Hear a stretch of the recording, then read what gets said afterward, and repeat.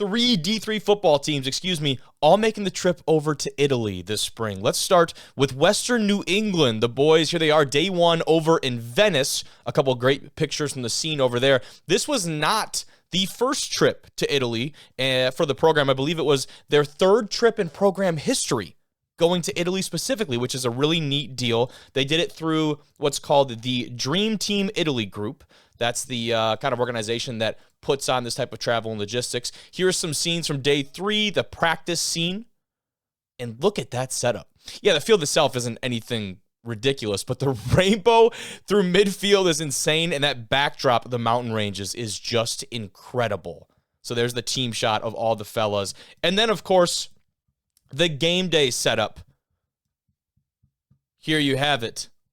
Golden Bear football is global. Here's some shots from the game day setup over there in Italy. There's the entire squad and kind of a look at the stadium they played in, playing against an Italian professional team over there. So I think sometimes the misconception is that these guys go over and play other college or youth or maybe even amateur type teams. Sometimes it is a collegiate type of team, but a lot of times it is actually a professional team over there, and that's the one that ends up playing these guys because when you go overseas, you kind of get around some of the ruling of not having it called an actual competition, right? From a D3 standpoint, it's just like a scrimmage, a different kind of deal in that sort. So the next team wanted to highlight here is UW Eau Claire out of the WIAC. They went over to Italy as well and had some great shots from the guys' trip over in Rome that I wanted to take a look at. And just imagine doing this. I mean, most of you watching probably played football in college at some point, but either way, imagine doing this with all your guys or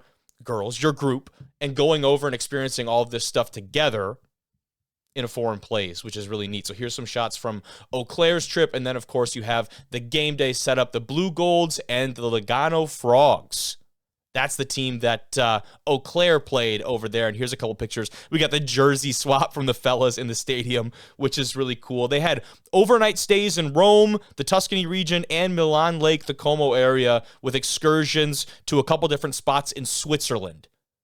So really a hell of a time, and you see that stadium setup is really sweet. And I have to imagine, you kind of see the setup of some of these stadiums they're playing in, which those two look very familiar. It could have even been the same one. But I'm imagining those are probably European football style stadiums, the pitch, if you will, and of course being retrofitted for some Americanized football. Absolutely love to see that.